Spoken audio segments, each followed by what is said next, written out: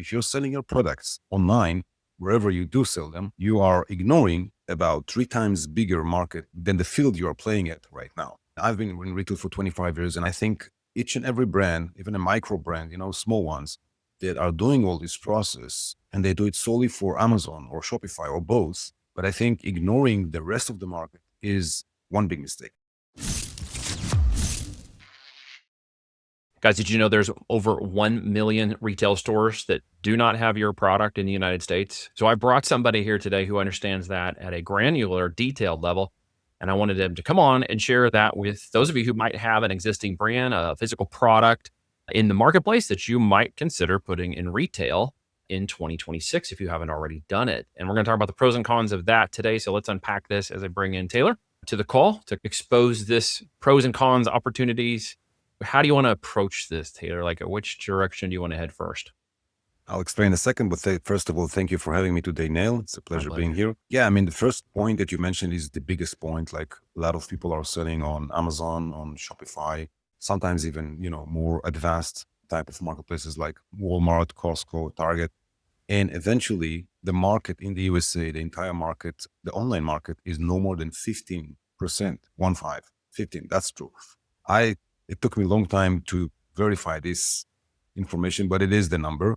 And it's not like brick and mortar, which is my field. It's not like this is the 85%, but it is more than 50%. So if you're selling your products online, wherever you do sell them, you are ignoring about 3 times bigger market than the field you are playing at right now. Yeah. And this is where I come from. And I think, this is one thing that, I've been in retail for 25 years and I've been mostly speaking, I would say, supply chain language, production, logistic, producing things, struggling with manufacturing, with designs, with branding, and then social media came in as well. And I think each and every brand, even a micro brand, small ones that are doing all this process and they do it solely for Amazon or Shopify or both, it's okay, it's fine, it's good. And I know that Amazon could be both heaven and hell, but I think ignoring the rest of the market is one big mistake. That's what I think. Agreed. Well, I agree. We talk a lot about omni-channel, and we don't always bridge the topic of retail because in some cases it's a little bit of a mythical beast to tackle. Like, how do you do it? Where do you do it? How much does it cost? Where would I even start? How do I know the language and lingo of getting going? There's, it's hard enough to kind of learn the online world, and business owners are usually in their daily, weekly, monthly throes of trying to get that moving in its biggest capacity, and would love to have 15% of the share of some market for their products and stuff. So let's just like break it down. Give me like 3 of your biggest points that you think, break the myths of retail that a lot of people might have. So in terms of the language, which is, this is the shell of everything, the language of retail, I think there are, as you mentioned, 3 points. The first point is like finding the buyer. This is a huge pain point, I would say, because, you could play with LinkedIn, you could play with databases, you could pay for lists of emails or whatever it is, but eventually finding the right buyer for a product is combined out of a lot of different factors. Now, the first factor inside it, which is the second point actually, is what you're going to tell the buyer. If you're going to wave hello to them on LinkedIn and just try to put the link to your Amazon store and hope that someone will, turn back to you and say, oh, I want to see more, that's not going to happen in most of the cases. And there are a few different methods of how to approach them, but there's main points of what not to tell the buyers. And one of the things, by the way, is not to share the Amazon link. They would look at it. They would see it. It's like, the elephant in the room, but they don't want to say it. They want to see your website. And the only reason for that is because they want to see branding as well. And to see that you have a real brand in your hand and not just, buying and selling on Amazon is all you do. They want to see like a brand, okay? Established one. Yeah. And I think another point inside that is like, okay, you found a buyer. Let's say you found a buyer.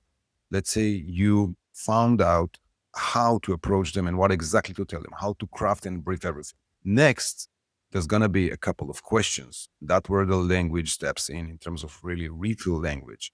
So it's going to be either asking for your catalog or for pricing or for other questions like more professional ones. Now, I'm not going to go into details and like, stuff like EDI and so forth, but then I think both pricing and catalog are the most important stages you need just to have in your pocket before you approach those buyers because they're going to ask for it. And that's the main thing here. Now, people tend to think that not only, they don't know how to craft a catalog, which is piece of cake if you ask me, and it is a piece of cake. And same thing goes for the pricing. As long as you know the pricing for retail, that's it. You're there. You understand the game. You understand how to play with the numbers. And it's the same, by the way, on Amazon. Because as an Amazon seller, as an online seller, you have been struggling with, pointing out what's going to be your MSRP, your retail price. Mm-hmm. The same way you did that, you could do the same thing with wholesale price. It's just the same thing. It's even easier, okay? Because you don't need to go and hunt your competitors, because wholesale price is not based on what your competitors are offering, but rather based on the retail price, which you already established. So halfway is there. And then going back to the catalog, I will give you a tip. I will give the audience a tip. It has to be a PDF and not an Excel. It's a lot of manufacturers from different countries would offer it in Excel.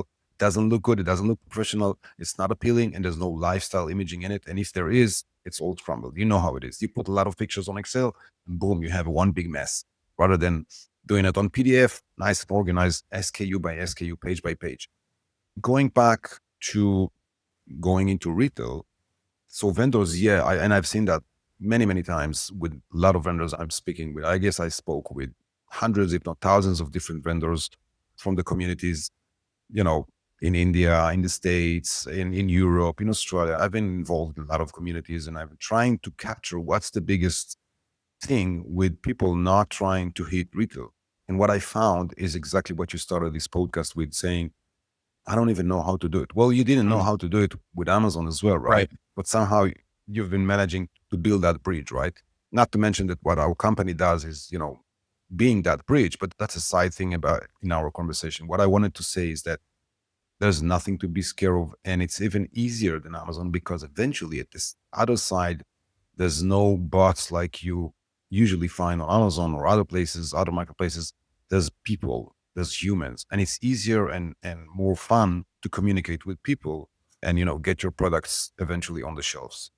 Well, and that just, you break it down really smooth. You've got 20 years plus experience, 25 years of experience. And so you really Right. understand the inner workings of this. How many retails have you been connected with over those 25 years or so in the United States? How many have you worked with? When I started, I was living in Asia for 12 years, and I started with a couple of brands. I was playing, back and forth to see what's going to work. And one thing did work for me very well, and it was garment. Surprisingly, I don't do garment myself. I didn't do garment afterwards, but I did Okay. garment, and I did it with a very good fellow of mine, and he was like my leader, and he taught me everything about Riddle. By the way, thank you for that, Joseph, if you're listening by any chance. So Joseph, yeah, and so we were doing. First of all, we were doing like private label for Walmart. Uh-huh. And then we started working for other companies like TJ Maxx, I think it was, in Costco in Canada. And moving forward, I created my own brand, which was like wearable tech accessories. And I was able to take it to around 60 different department stores, including companies like Williams Sonoma, Anthropology, Kate Spade, on the off price as well, Marshalls, Home Goods, all these companies. And then when I started this agency that I do today, like connecting vendors to buyers, I thought, working with 60 department stores looks like huge, but I might need a couple of more. And very quickly we realized, me and my team, that 60 retailers is literally nothing.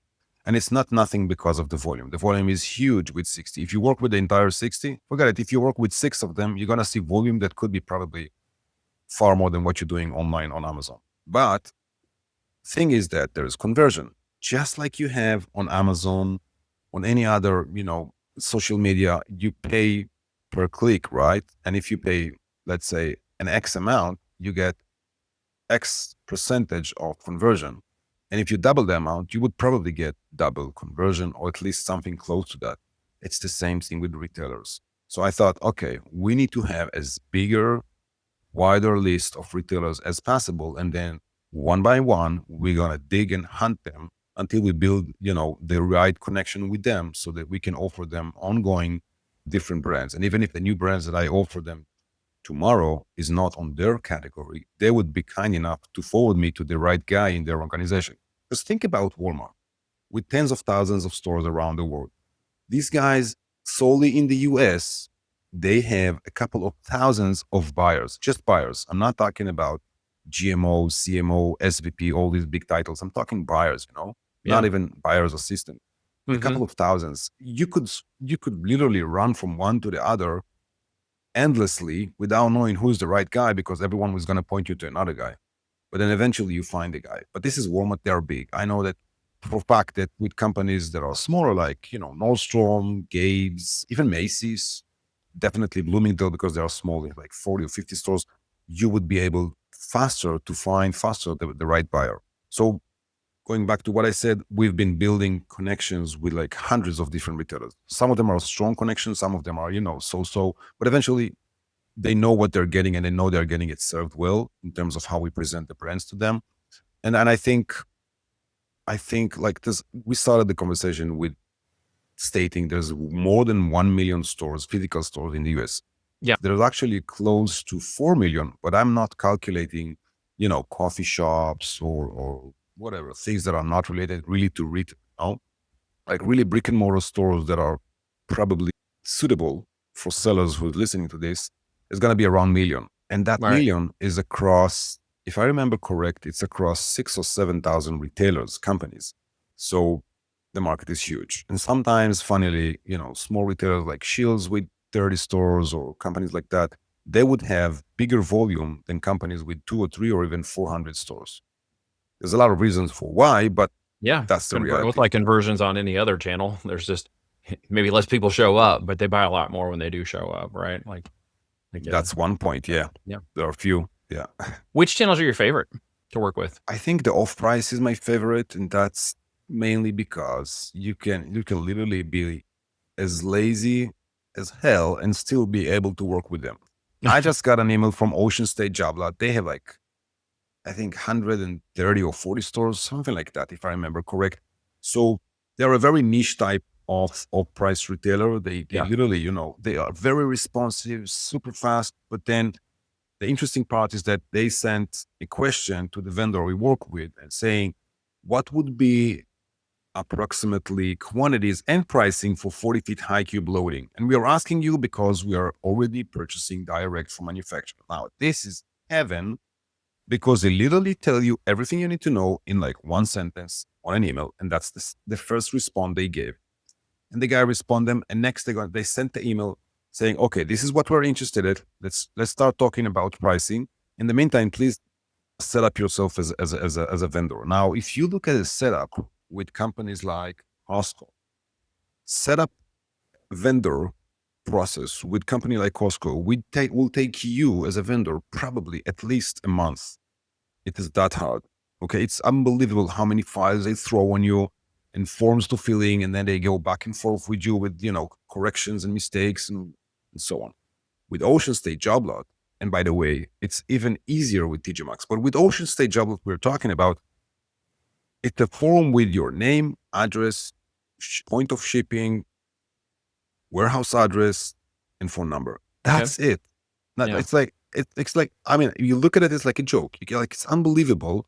These guys are going to buy all these quantities based on, so basic questions. And obviously W9, normal form that everybody knows. And if you don't, then just search on a W9 or W8 if you are not a US vendor, which is also acceptable. So that's why I like off-price retailers. It's very easy to work with them, and they are very vendor oriented.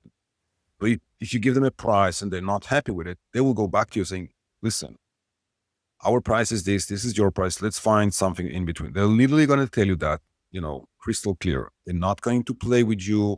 They're not going to shadow. They're not going to disappear on you. They literally do what they need to do to make it comfortable for you. So some of the And first ones you probably would recommend those who are getting started work with, it sounds like, just because of the, well, harder to screw up in the I learning mean, process. right. Yeah. It's a good definition. How did it screw up? It's a good one. I'm going to adapt this Okay. with your permission. Well, Very that's good. what happens a lot, right? Because I mean, there's that fear you're going to do something wrong, say something wrong, lose your opportunity, and it's kind of like, well, Right. where are the retailers you can put your training wheels on to get I things mean, moving, right? I can write not a book, but a library on the mistakes I did with wires. I mean, you have to jump Yeah. in the water if you want to learn how to swim. But then off-price retailers could be good if you're capable of landing your goods at a very low COG, cost of goods. We call it LDP, landed price, but it doesn't matter. It's the same term. And that's because their pricing is tough, much more than it is with regular retailers, such as, again, Nordstrom. With Nordstrom, you're going to end up selling them for around 45 to 50% off your MSRP, your retail price. So if your product is $50, you're going to sell them for 23, 24, 25. With off price, you're going to sell the same product for around $15, $18. Now, all depends how much you're going to lend your product at, and if you can afford these type of pricing. So that's one point to keep in mind if you're going to start specifically with off price. So you can, and again, if you have a luxury type of products brand, then obviously off price is not for you. You need to go, suitable retailers like Barnes and Nobles, Fifth, and so on. Goldman's, I would say. But then another interesting channel that we worked with in the last couple of years is subscription boxes. Now, people tend to think, oh, brick and mortar, it's physical stores, and that's what it is. No, retail means a lot of different channels. So the same way that you guys are working on Walmart.com, there's Macy's.com, there's a lot of .coms, all the big 20, 30, which are probably, not probably, but very good volume. I just had one of our brands selling on Q4 alone in 2024, talking Q4 alone with Macy's.com, only the .com, more than $4 million, which is absolutely amazing. And it shocked me as well. Yeah. Okay. And it's not, they are considered, I think, number 9 or number 10, if you rank them, marketplaces in the US. Yeah. But then subscription boxes is a complete different way of doing business. And that's based on companies. If you can check them on Google, if you want, like Cosbox, All True, Ipsy, and others. FabFitFun also, they're very good. What they do is like wrap up every month a couple of products, like 5 to 7 products in a box as a surprise to the consumer. Now, the consumer is being defined by, demographics, age, income, and so on. And they literally send them like box, and it's surprises. Obviously, the cost for the consumer is very low because, they have the volume, so they can afford to buy a couple of hundreds of thousands every time they buy a product. Yeah. Now, the business model is not easy in terms of pricing, but it's a lot of money to gain in one shot. And more than that, it's a absolutely crazy, unbelievable exposure. It's like getting paid for someone to do your marketing. That's what it is. Right. You're borrowing their brand in the same way we borrow brands with Amazon and Walmart, right? Right. Like, your products is going to be delivered to hundreds of thousands of consumers overnight. And you know how it is. She's getting the box. She's looking at what she got. She's telling her friends, her neighbors, exposure. And they also have websites always. And there's YouTube channels always talking about unboxing products from these subscription boxes and stuff. It's a real buzz in the States for the last couple of years. So that's also a very interesting channel. It's not typical brick and mortar, but we also do that. Yeah. Yeah, we've had someone here, Paul Jarrett, in the United States, has an operation out of Nebraska that does subscription boxes. That's on a previous episode. Really? That really went into the depth of this. I learned a lot about the subscription box industry. The box industry has gotten bigger. It's grown over the last 3 or 4 years. Actually, pretty large. You need a certain kind of product, or you have to develop a certain product line in order to really fill that monthly requirement. It's not as complicated as people might think of it right now. Because if they're selling anything in the physical product world, as you know, there will be gear, accessories, ancillary commodities, reusables, things that could be packaged into, monthly or quarterly boxes that really increase that customer lifetime value. Similar to the subscribe and save on Amazon, but in a slightly different mechanism. And of course, being offered to retail is not a bad idea either. Obviously, you know your stuff, man. What is changing? Let's just kind of shift gears for just a second. We're headed into 2026 at the time of recording this. You may be listening to it in 2026. Happy New Year. But if you are listening to that, what is changing? What do they need to know? Is there any adaptation? Anything dramatic? Stuff's pretty status. Yeah, something very dramatic. Usually you want to ask this question, I will give you a different answer. But today the answer is not something I expect. Here's the thing. Normally, in the last 2 weeks of the year, we don't see a lot of responses from buyers, if at all. Most of them would be like auto email saying, "I'm out of office, get back to you later," or stuff like that. And even if they respond, it's a very short response saying, "Talk later." We have been seen, I think this month have been the busiest during Q4 for us in terms of getting purchase orders. Now you're talking about what, 3 days before Christmas?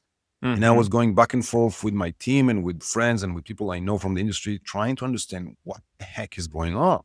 Yeah.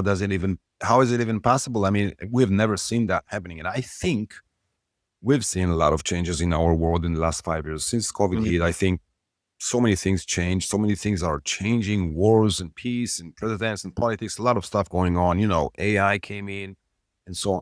And what I think is good thing to do is take advantage on all these things that's happening. And one very big thing it is everybody knows that is happening is the tariff. Now, what I believe, I'm not sure, but what I believe is that retailers, not only off price, but all the retailers are probably assuming that the tariff is going to roll again. There's going to be another wave of, whatever percentage the White House is going to decide for. And they are getting ready for that upfront. Now, put aside the fact that it's very soon going to be the Chinese New Year, so a lot of manufacturers are going to be shut for about 3 or 4 weeks. That alone is a huge issue for retailers. So they're trying, to purchase whatever they need for Q1. But this tariff prediction, I believe, is something that they're holding their guts to, and they are trying to put their hands on today's price. Now, if they could do it just like off-price retailers and only off-price retailers did it last time, Yeah. what they did, TJ Maxx and Burlington, Home Goods, Marshalls, all these companies, they bought as soon as the tariff topic was raised. They didn't wait a second. They just bought like crazy, closeouts, inventory, normal inventory, you name it. And they ended up selling it when all the market prices are going up, but they still can afford whatever pricing they want because they are, their cost is the old cost, the one before Yeah. tariff was rolled. Yeah. So I think it's happening again. I'm fascinating. Yeah. Yeah, I'd like to have you So back that's- probably first, second quarter of next year to follow up on that and kind of see where we're going and see where your headspace is at, Sure. mid next year, because I do see a number of those things occurring in terms of contacts and relationships that were years in the making that finally reached out in the last quarter. And I'm kind of surprised at some of the things we're actually seeing. So it's interesting to hear you echo that same sentiment. And there are things that are going into, 2027 on the planning docket. And we're like, what? Like 2027? Seriously? What about next year? They're like, no, we already got that in the bag. So, we're good to go. Let's keep going. Let's go into 2027. And I'm like, okay, well, somebody knows something I don't yet. I'm optimistic. Sounds like you are as well, which is super cool. Well, man, I appreciate you coming in here, sharing a good word. Hopefully everybody got something out of this. If they want to keep following you, is there a LinkedIn, a YouTube, a channel, a website, somewhere you want to go check out?